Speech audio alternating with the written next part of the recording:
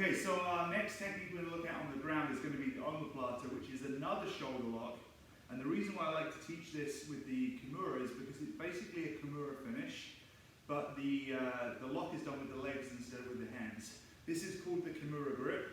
The lock, the mechanics, very, very similar, but now we do the movement with our legs. So to get into this position, we're actually going to start close guard, and more often than not, you'll end up in this omoplata setup from a missed armbar opportunity. So as I move to the side and I bring my legs over, Natasha frees her arm, and we end up in this position, one arm in, one arm out. Now, if you've been working through the course, you would know that anytime there's one arm in, one arm out, you also have the opportunity to come back, collect the head, and now you're in the triangle setup position. That head collection is definitely easier when the head is up compared to when the head is down.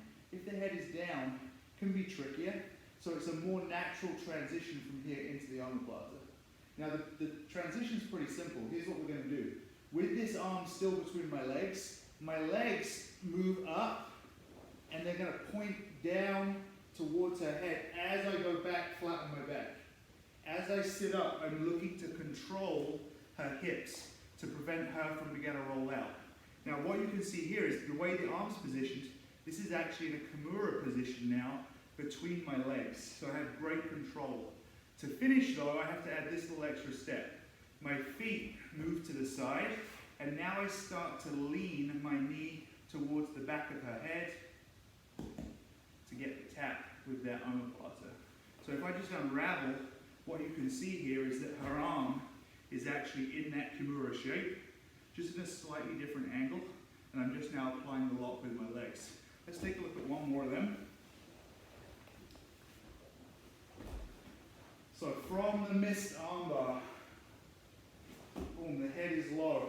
I transition my legs towards the head, I sit up, control the hips. I want to be flat on my butt at this point. Now, I keep control in this position, I work my knees to the side, and now I lean my knee towards the head to now finish the lock, and that's the omoplata right there. Go slow with that, it's a tight one.